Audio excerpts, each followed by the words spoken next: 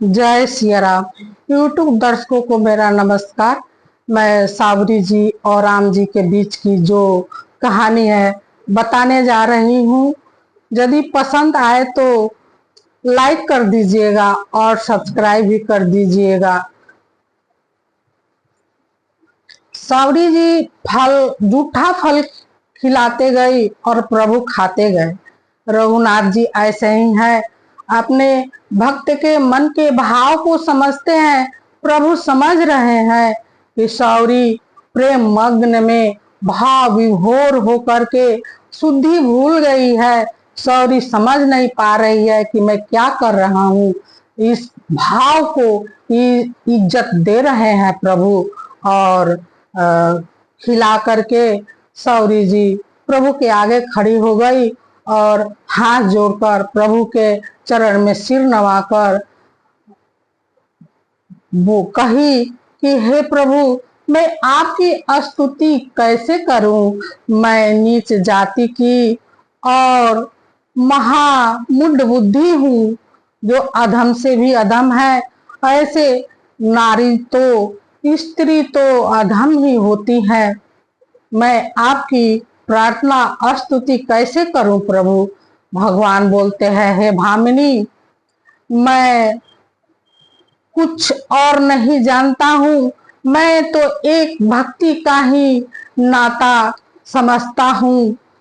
हे भामिनी, जाति पाति कुल धर्म बड़ाई, धन बल परिजन जन सुखदाई।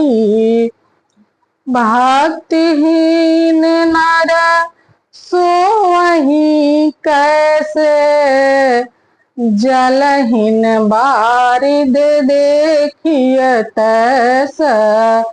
हे भामिनी, जाति पाति कुल धर्म धन बल परिवार गुण और चतुराई, इन सब के रहते हुए भी भक्ति के हीन भक्ति से रहित मनुष्य वैसा ही दिखता है जैसे जलहीन बादल दिखाई पड़ता है।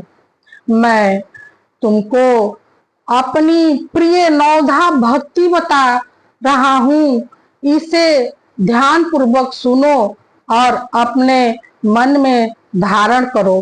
प्रभु जी सावरी जी को 9 प्रकार की भक्ति बता रहे हैं जो प्रभु को अत्यंत प्रिय है। प्रथम भक्ति संतन कर संगा, दूसरी रति मम कथा प्रसंगा। प्रभु बता रहे हैं कि प्रथम भक्ति संतों का संग करना है और दूसरी भक्ति मेरी कथा प्रसंग में प्रेम करना है। गुरु पद पंकज सेवा, तीसरी भगति अमान, चौथी भगति मम गुण गना, कपट तजिय करि गान। तीसरी भक्ति है गुरु के चरण कमलों में प्रेम लगाना और चौथी भक्ति है मेरे गुण समूहों का, प्रभु के गुण समूहों का कपट रहित होकर के गुणगान करना। यानी गुण समूहों का गान करने का मतलब कि भजन करना। चौथी भक्ति होता है भजन करना। मंत्र जाप मम दृढ़ विश्वासा, पंचम भगति वेद प्रकाशा, छठ दम शील विरत बहु कर्मा, निरत निरंतर सजन धर्मा। पांचवी भक्ति है मेरे मंत्र जाप करना, दृढ़ विश्वास से मंत्र का जाप करना और प्रभु में विश्वास रखना। छठी भक्ति है इंद्रियों का निग्रह, माने इंद्रियों पर नियंत्रण करना और शील अच्छा आचरण करना और बहुत से कार्यों से वैराग्य ले लेना और संतों के धर्म में हमेशा निरंतर संतों के धर्म में लगे रहना, यानी संत के संगत में रहना, वे संत जो बता रहे हैं उसे अपने जीवन में उतारना, ये छठी भक्ति है। प्रभु बता रहे हैं सातवीं भक्ति। सात्वम सम मोहिम जग देखा, मोते संत अधिक कर लेखा।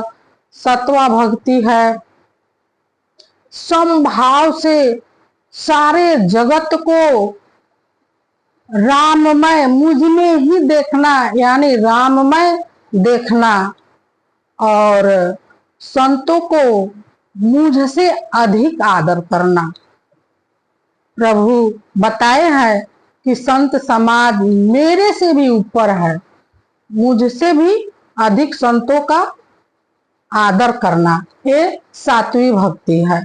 आठवम सम सब सन, आठवम भक्ति जो था, लाभ संतोषा सपने हूँ, नहीं करी देखी पर दोषा।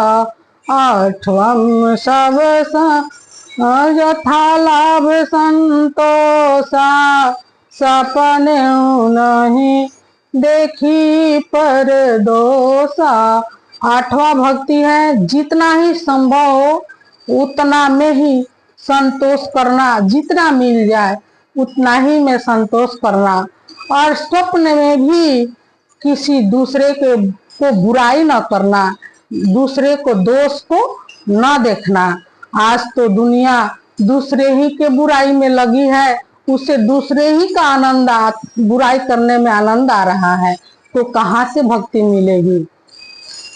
नवम सरल सब सन छलहीना, मम भरोसे ही हर सन दीना। नौवीं भक्ति है छल रहित सारे संसार को व्यवहार करना, सभी के एक समान छल रहित व्यवहार करना, प्रभु नौवीं भक्ति बताए हैं। और ये सब नौवीं भक्ति बता करके और मुझ पर भरोसा करके किसी भी अवस्था में, नौवीं भक्ति में भी है मुझ पर भरोसा करके किसी भी अवस्था में ज्यादा ना हर्षित होना है और न ज्यादा दुखित होना है, चाहे जैसा भी परिस्थिति आ जाए इसमें एक समान रहना है। दुख में तो दुख होता ही है परंतु ज्यादा नहीं, और बहुत ज्यादा सुख होता है तो बहुत हर्ष भी होता है, उस पर भी कंट्रोल करने को प्रभु बता रहे हैं कि ज्यादा ना सुखी होना है ना दुखी होना है। इन्हीं शब्दों के साथ रघुनाथ जी के चरणों में अपना सिर नवा करके अपने वाणी को विश्राम देती हूँ। जय सिया राम, जय सिया राम। आगे की कथा अगले वीडियो में।